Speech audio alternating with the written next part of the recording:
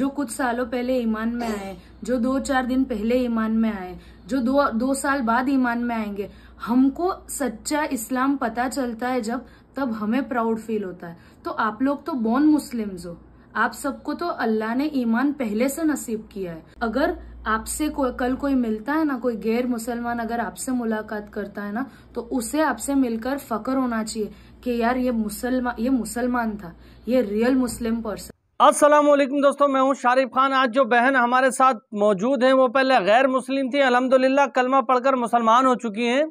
मैं बहन से आपकी बातचीत कराऊंगा। ये आज आपको कुछ बताना चाहती हैं। जब से इन्होंने इस्लाम कबूल किया है तब से लोग इनको तरह तरह की बातें बोल रहे हैं।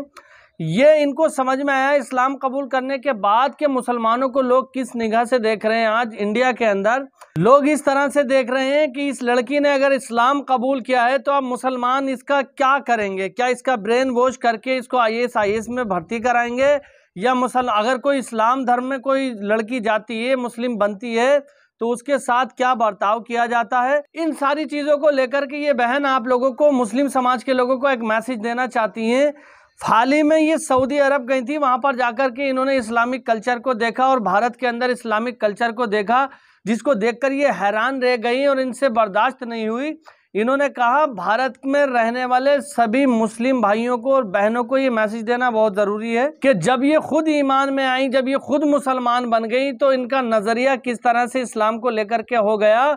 और जो लोग इस्लाम को आतंकवाद से जोड़ करके देखते हैं और जो लोग इस नज़र से देखते हैं कि मुस्लिम लड़के हिंदू या गैर मुस्लिम किसी भी मज़हब की लड़कियों से शादी सिर्फ़ और सिर्फ इस्लाम फैलाने के लिए करते हैं, तो उनके बारे में इनका क्या कहना है। बहन की पूरी वीडियो देखना, हर एक बात में दम है, पॉइंट टू पॉइंट बात कर रही हैं। ये कोई ऐसी वैसी लड़की नहीं है, बहुत अच्छे ख़ानदान से पढ़ी लिखी लड़की हैं, दौलत शोहरत इज़्ज़त सब कुछ थी, लेकिन अल्लाह के नाम के लिए सब कुछ छोड़ करके ईमान में दाखिल हुई थी। इनकी बात को आखिर तक सुनना, अगर इनकी बात आपने आखिर तक सुन ली तो वाकई आपको बहुत ही अच्छी नसीहत मिलेगी।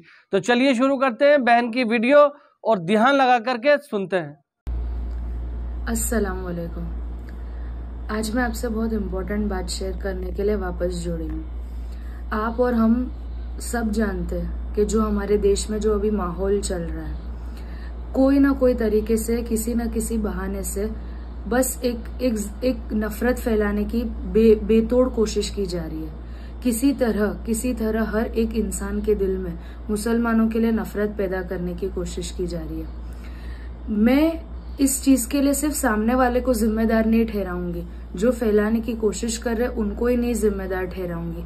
कहीं ना कहीं इस पूरे मामलात में जो इतने अरसे से हुए जा रहा है, कोई ना कोई टॉपिक बस लोगों को मिल जाता है और उससे बस मिल जाता है, एक निशाना मिल जाता है मुसलमानों के ऊपर। इसमें कहीं ना कहीं हम भी जिम्मेदार हैं। कैसे जिम्मेदार है हम, इसका आंसर मैं आपको बताऊंगी। हम है ना, जो इंडियन मुस्लिम्स है, स्पेशली इंडियन मुस्लिम्स, हम इस्लाम को सही ढंग से पोर्ट्रे कर ही नहीं रहे हैं। अगर कोई हमारे मोहल्ले से भी गुजरता है ना, तो वो ये देखकर, टोपी देखने से पहले या किसी की दाढ़ी देखने से पहले या किसी का बुरखा देखने से पहले, वो जो मोहल्ले में जो अनसिस्टमैटिक माहौल होता है, जो हाइजीन होता है, उसको देख के वो पहले इंसान बता देता है कि ये मुस्लिम का मोहल्ला है। हमें उस चीज को बदलने की जरूरत है। हम जब आज हम एक गल्फ कंट्री में आए, जब एक इस्लामिक देश में आए हैं और यहाँ पे हमें जानने मिल रहा है कि मुसलमान कैसे होते हैं, इस्लाम कैसे होता है। और मुझे तो बहुत ज्यादा खुशी हुई जब मैं सऊदी में यहाँ पे एंटर हुई हूँ, जहाँ मैं मक्का में एंटर हुई हूँ। मैं देख रही हूँ कि सिर्फ हरम वाले एरिया में इतनी सफाई नहीं होती, रोड्स में इतनी सफाई होती है, मॉल्स में कंटिन्यू सफाई होती है, रात को पूरे रोड्स धोए जाते हैं। ये पाकी साफी का इतना ध्यान, क्योंकि ऑब्वियसली ये होना जरूरी है, पाकी साफी अपना आधा ईमान है। तो ये जो चीजें है ना, कि हम ठीक से पोर्ट्रे नहीं कर पा रहे इस्लाम को। हमारे जो बच्चे हैं, हम कहीं ना कहीं लैक हो जाते हैं उनको वो तालीम देने के लिए। हम क्यों ऐसा होता है कि हमारे बच्चों के भी जुबान से गालियां निकलती है? ये जायज नहीं है इस्लाम में।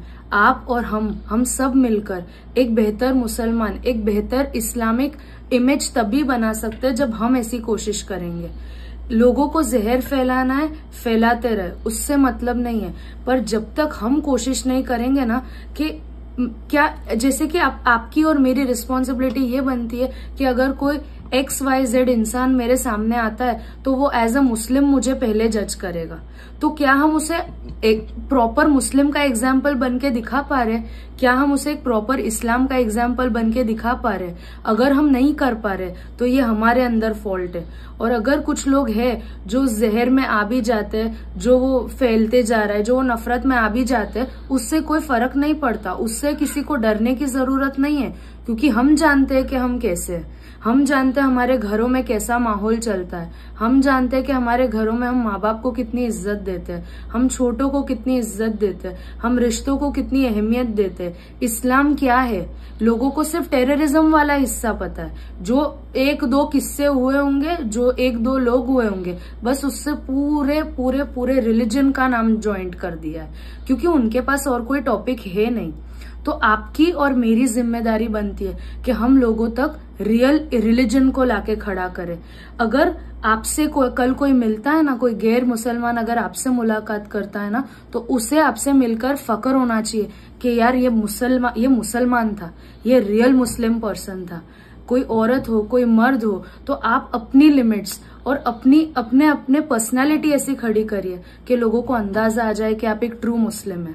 बस, तो ये जहर जो फैल रहा है इस पे आप कंसंट्रेट मत कीजिए, आप ये जानने की कोशिश कीजिए कि मैं ऐसा क्या कर सकता हूँ जिससे मैं एक गैर मुसलमान को एक बेटर मुस्लिम, एक बेटर इस्लाम का एग्जाम्पल दे सकता हूँ।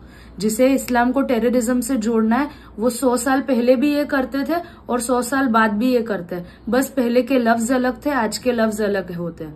तो वो सालों से साजिशें चलती आ रही है कि किसी तरह इस्लाम को रोके, किसी तरह मुसलमानों को रोके, पर रुका क्यों नहीं है?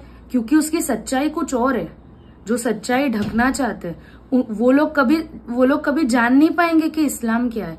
बल्कि मेरे जैसे लोग जो कुछ सालों पहले ईमान में आए, जो 2-4 दिन पहले ईमान में आए, जो 2 साल बाद ईमान में आएंगे, हमको सच्चा इस्लाम पता चलता है तब हमें प्राउड फील होता है। तो आप लोग तो बॉर्न मुस्लिम्स हो, आप सबको तो अल्लाह ने ईमान पहले से नसीब किया है, तो आप उस ईमान का फायदा उठाए ना।